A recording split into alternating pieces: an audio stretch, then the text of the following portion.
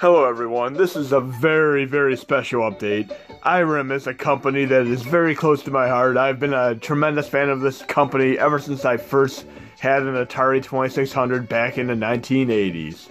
And one of the very first games I ever got on the Atari 2600 was Moon Patrol. And of course this is the arcade version of Moon Patrol. And I'm going to do a little bit of a retrospective of Irem games today, as well as show you something that's going to be in my next update, which is going to surprise quite a few of you who are familiar with how Irem games run on the NES, SNES Classic. But here we have Moon Patrol, one of my first games I've ever played by Irem. And we'll play this for a moment here.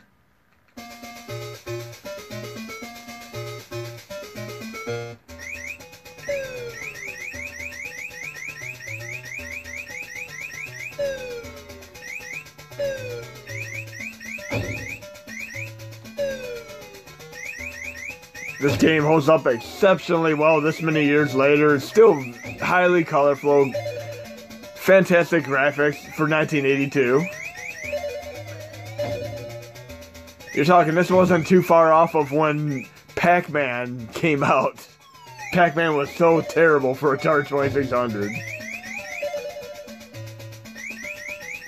I'm sure many of you know the story about the landfill and even the AVGN movie he made about trying to find the lost ET cartridges in the desert. That was a pretty funny movie. But this is Moon Patrol. Holds up extremely well. Now we're gonna do another game they made that a lot of times you'll see games and you won't realize the company behind them until you're older. So a game like I'm gonna be jumping around quite a bit here. 10-Yard Fight is another game that they actually made. Just like Friday the 13th, you would never know, even though LGN is on the logo, that the fantastic company Atlas made it. And even though it's got a lot of critique and a lot of people trash it and bash it all the time, it really has genius programming design. Wherein every time you restart the game, it is never the same game twice. I mean, you can beat the game in 2 minutes. You can beat it in an hour. The counselors change place. Jason changes place. It's never the same. It's like Nemesis and Resident Evil 3, where you could be anywhere in the game and he could just surprise you from the get-go. But here we go. Irem taking on a sports game, just like Square before they made Final Fantasy took on racing games.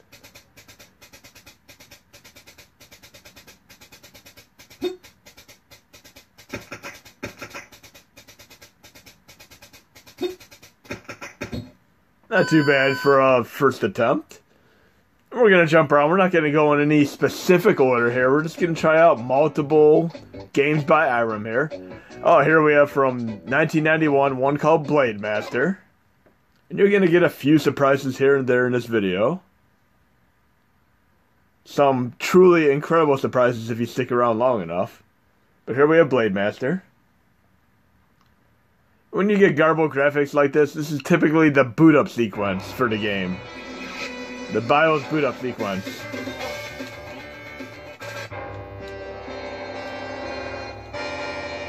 One thing that I'd have to commend Irem for is always having amazing graphics for the time. I mean, in comparison to other companies that put out games at the same time. They have great gameplay, great music. This game right here, this could have easily been licensed as a He-Man Masters of the Universe game. This is a completely filled opportunity here.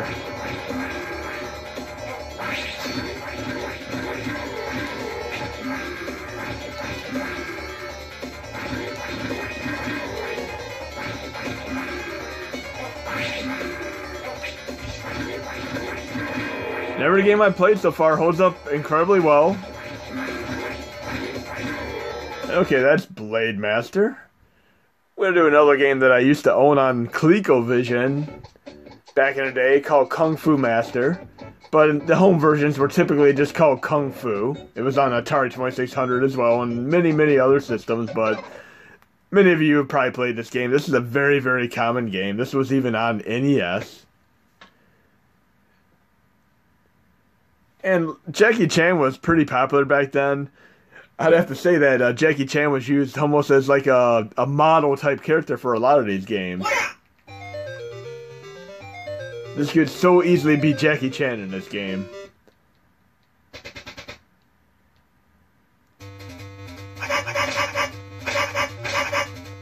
Never gets old. It's one of those games that you can beat in probably 10 minutes, but it can kick your butt for a good hour or two until you get used to the strategy of taking on these enemies. And they did make another game that is quite a bit like this a few years later, and I'll show you that next. But you basically go through a series of floors, taking on a boss on each floor, and different types of enemies, and it is a tough game when you first play it. But you get used to it real quick. There's 5 floors there. Oh, we're going to do the other game that's very similar to it here. This one is called Vigilante from 1988, also made by Irem. And companies like Data East, Irem, Taito, they were just excelled at making arcade games that were just truly action-packed. And it's hard to find a single bad game by any of them 3 companies.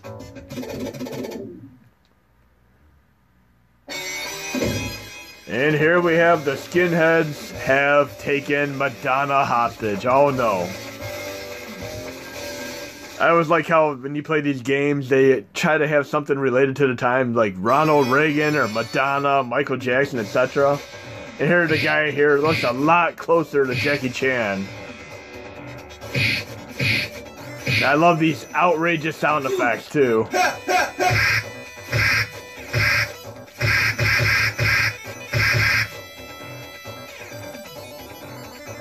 And what game is complete without having nunchucks?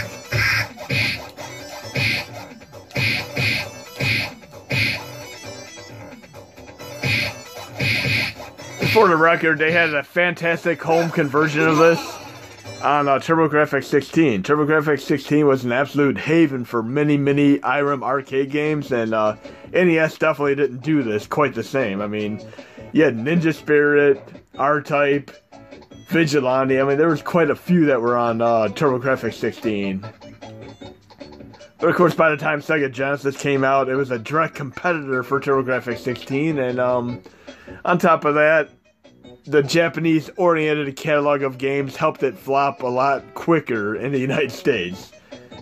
I think we had roughly, we didn't have even like 30% of the amount of games they had in Japan. Let's see what else we have here. Oh, we'll try the original R-Type, and this, along with Fantasy Zone, were my 2 Christmas presents for Sega Master System one year. And I played the hell out of both of them when I got them. They were fantastic games. I got Fantasy Zone, R-Type, and Space Harrier. A trio of amazing games to play.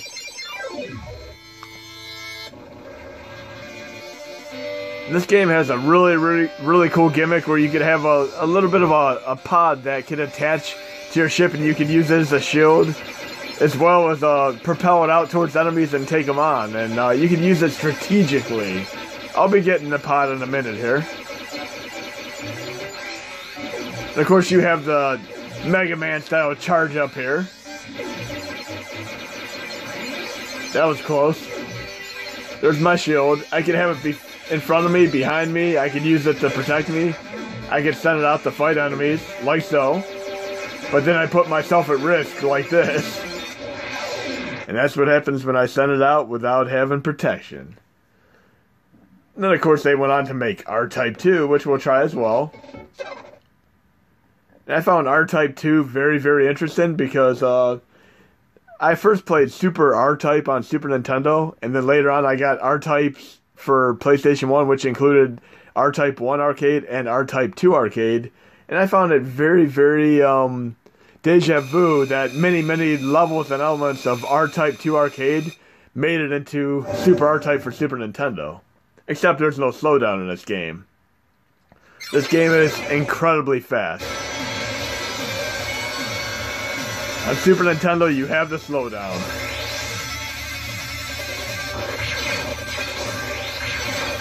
Exceptional game here, though. You can't go wrong with an R-Type game. I mean, they made great ones on PlayStation 1, PlayStation 2. And you even have R-Type Dimensions on Xbox 360, which is a remake of R-Type 1. And at the tap of a button, you can have beefed up music and beefed up graphics with a pseudo 3D, almost like a 3/4 perspective 3D look. But once you get past the main space part here, you can see truly how amazing it is compared to the Super Nintendo version. Because there really is no slowdown. I mean, this is fast-paced the entire way. Like right about in this area here would be on Super Nintendo when it slows down considerably. But here it's just extremely fast. Look at how fast these enemies are flying out of the ground.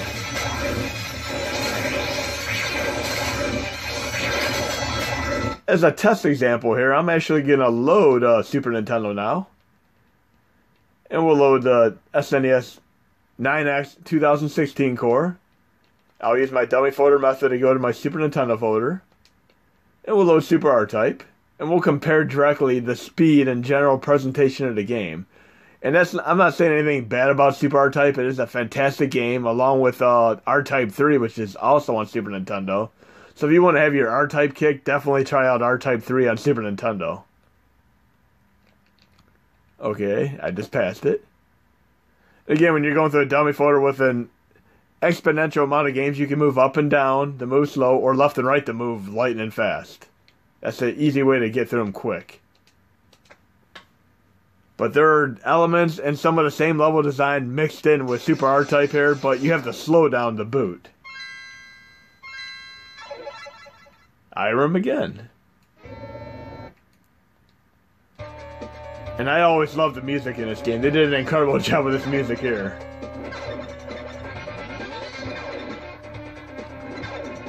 This has always been one of my favorite Super Nintendo games, along with Stunt Race FX and Pilot Wings. These are games that should have been on the SNES Classic, of course.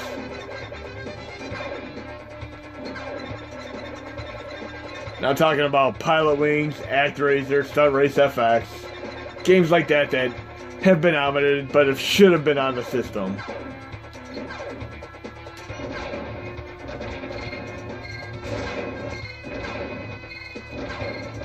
But you'll see the game will start to slow down a little bit as I get more enemies on screen. And Gradius 3 is quite a bit like this too, where you have to slow down on your screen. And flickering of enemies and such.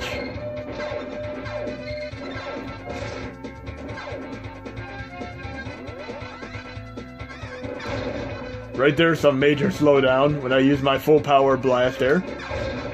Talk about slowdown there.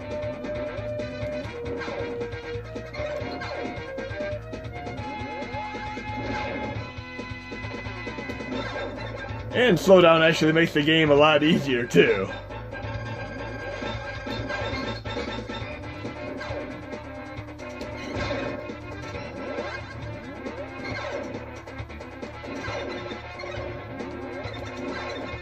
And there's my shield helping me save the day there. And I'm on the boss already here. I believe it's the very beginning of the next level that has the part that's similar to R-Type 2. Don't leave me landmines. Little mini Death Stars. No thanks.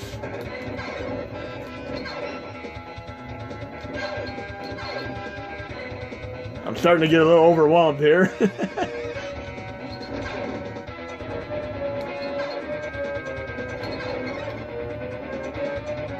Let's try using my full blast there, see if it helps me.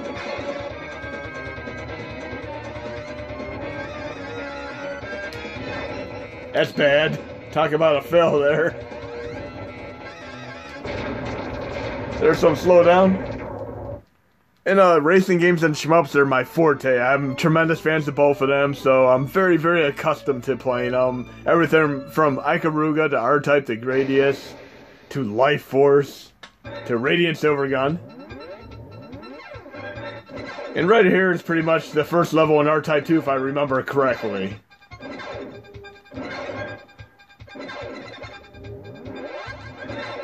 Right here, you'll see how the slowdown occurs. Think of the R-Type 2 I was just showing you a couple minutes ago. and how much slower this is when enemies start coming out. Look, way slower. Especially if I use my charge blast. Look at it. Not bad though, it's pretty good. But you can see that's our Type 2 there. Mixed in with other levels from something else, I guess.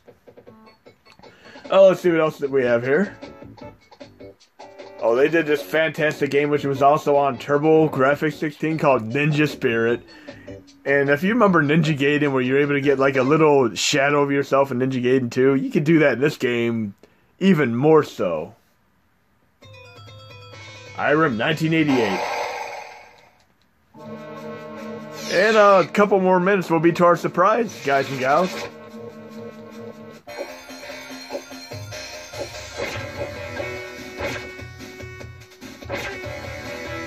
Like I said, like Ninja Gaiden 2, you get like little shadow spirits of yourself, and you become like an absolute beast. Of course, when you die, you end up losing them, like in R-Type and Gradius and such, and the game becomes a lot more difficult, but as you're leveling up like a beast, like right there, look at it, this is amazing. And you can get multiple of these little shadow spirits.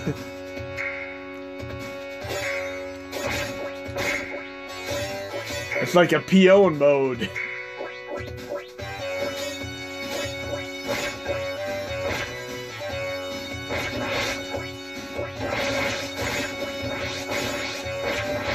I need a third shadow. One more shadow and I got this game in the bag.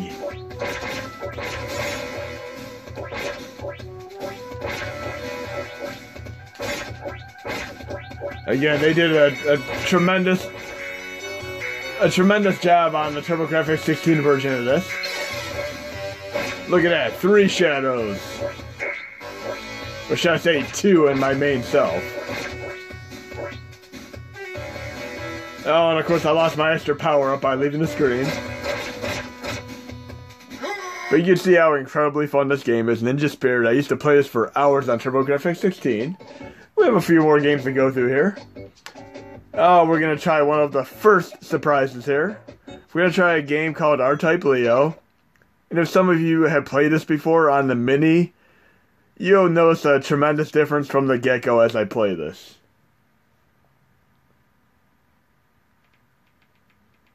This is a game that had encryption on it, and the sound was very distorted as a result. But watch and learn.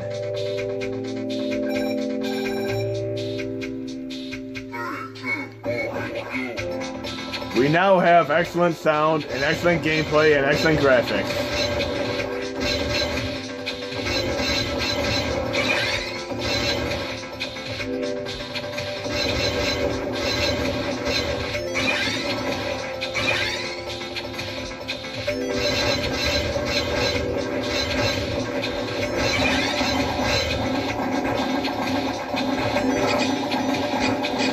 Before, the game used to sound like you were in a blender as you played it. I mean, the sound was just god-awful.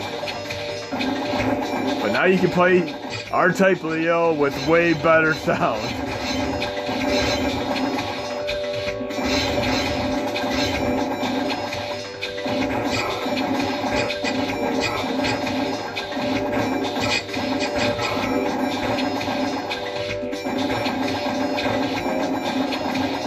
This game looks amazing. And it looks like it has a 2-player mode. It says push 2-player button. I haven't tested out 2-player mode yet.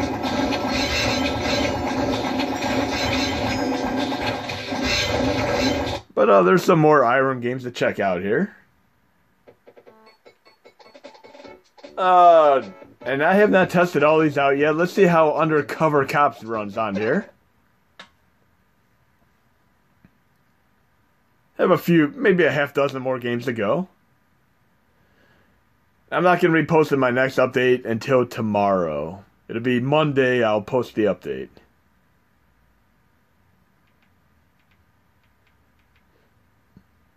Yes, she got. Yes, she got.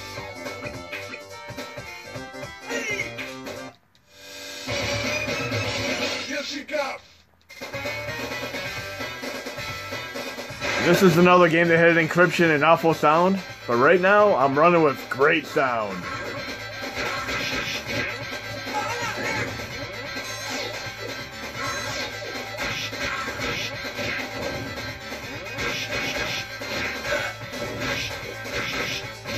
Another great brawler game.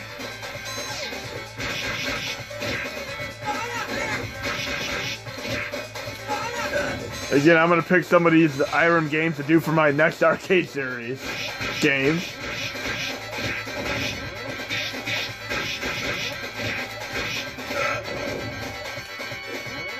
So Undercover Cops is playing great. The encryption is no longer present. It's bypassed.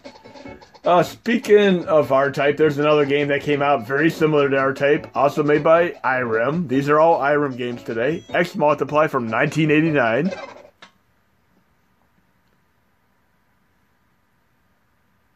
Let's see how this one fares. So far, so good. We've had tremendous test results and everything I've tested so far.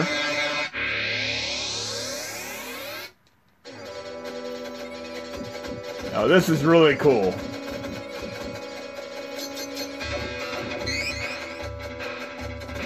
I'm loving the backgrounds here. How they how you got taken out that quick. Pathetic. There's my fail for today right there. Let's see if I can do a little bit better on my second attempt.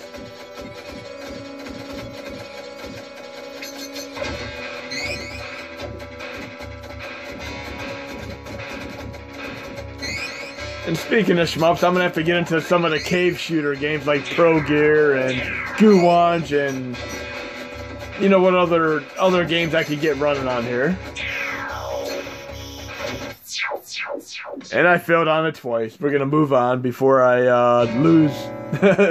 You know. What else do we have here? But X Multiply is pretty fantastic from what I see there. We're gonna go through these, see if there's any that I missed. We've gone through most of these.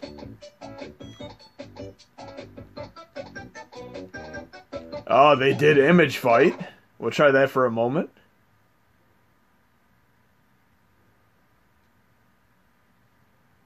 There are a few other games that they made, but I wasn't going to sit there for an hour or two showing you every single game they made, but these are a majority of their games.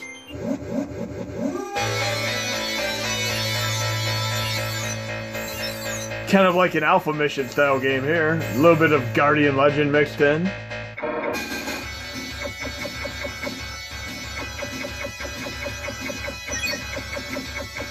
Not bad.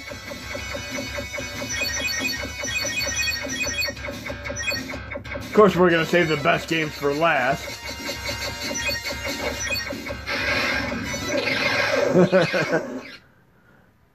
Play till you die. Can be a little bit of a marathon thing here where you go through all the Irem games and you play them one after the other. The moment you die, move to the next. Okay, let's see if we have any more here. Oh, we have Gun Force 1. This is yet another game that had encryption issues. Let's see how this plays now.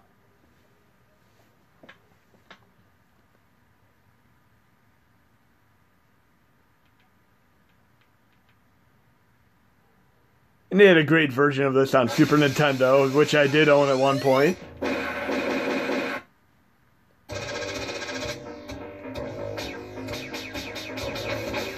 And everything's running fine. The sound's not bad anymore. Got kind of a Contra feel to it.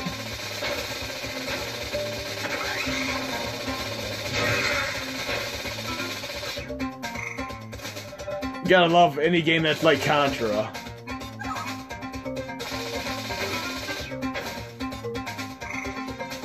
Oh, what if I want to go back and backtrack and get that weapon?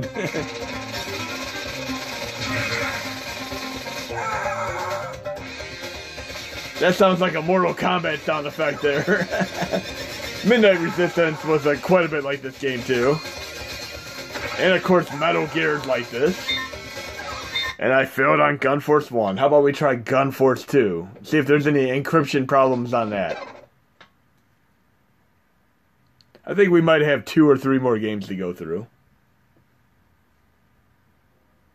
But in the comments, let me know which game or games you'd like to see me beat all the way. I've already beaten In the Hunt all the way. But I have multiple other ones here to go through.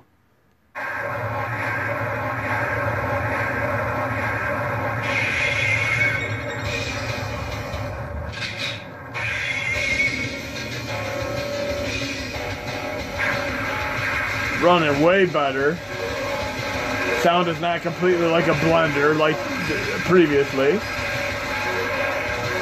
A lot closer to the Metal Slug game that they would go on to make later on.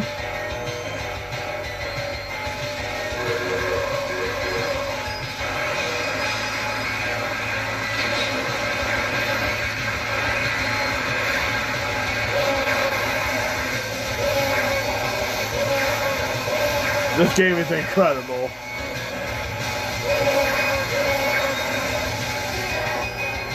Really, really loving this one.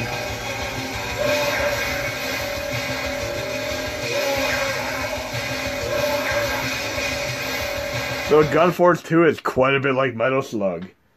We have another game here, and hopefully I didn't repeat games in this video, but Dragon Breed.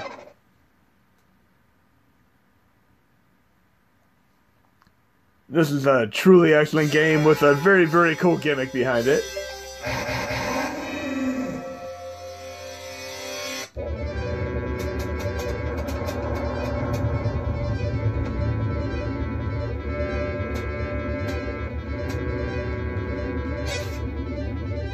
You can actually use your dragon as protection, and you can use it to take out enemies. That is a really amazing gimmick.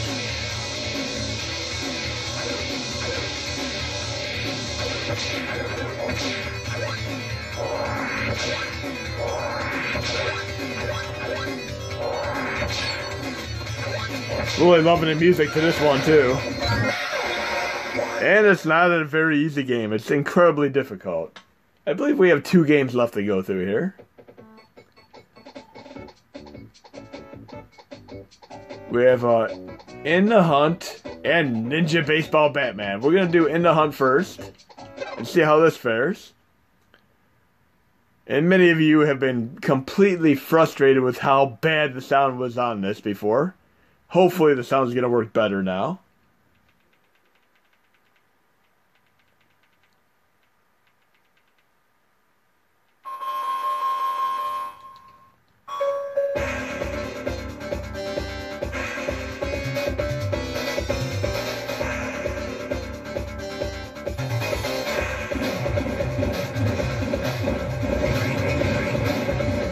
Way better.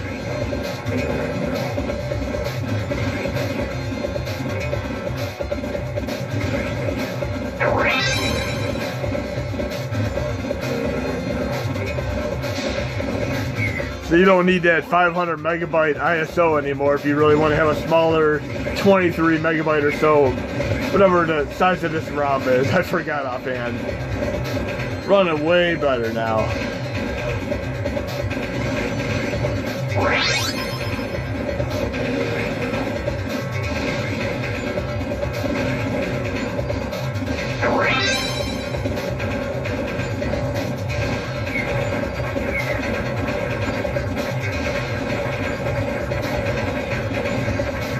And we have one final game to play. None other than Ninja Baseball Batman. The one that many people want. And it's always run incredibly slow. And with awful choppy blender sound. Let's see how this works now.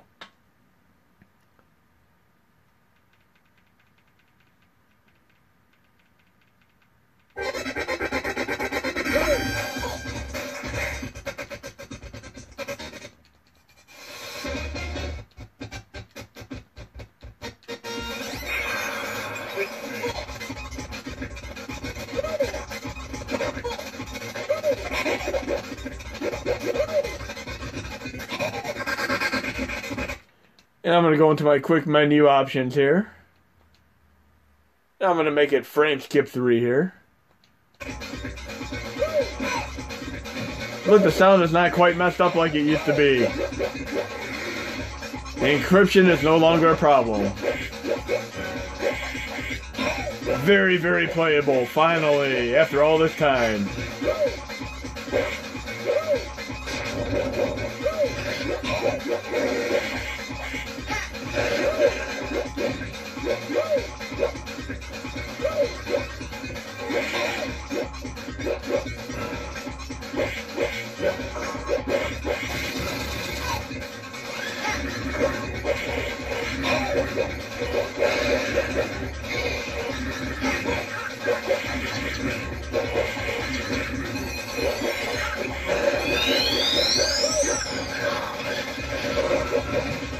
This is really sweet, being able to finally play it without having a really distorted sound.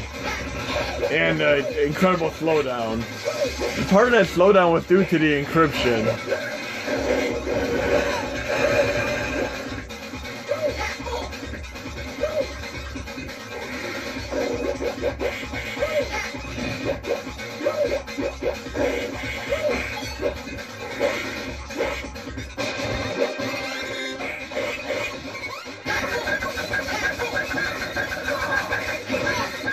Really cool.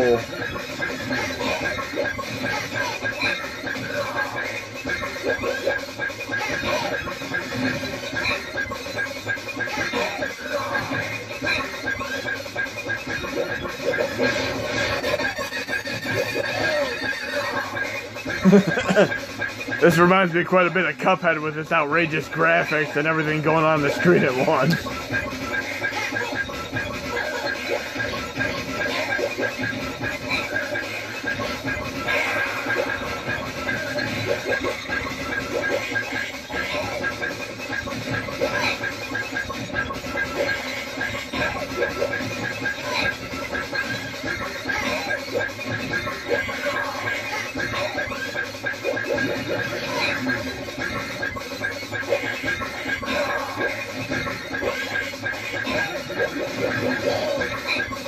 And this is going to be the first video. I'm going to do one more video about the other things that I added to this update. But right now we have better Irem games, which is a feat in itself.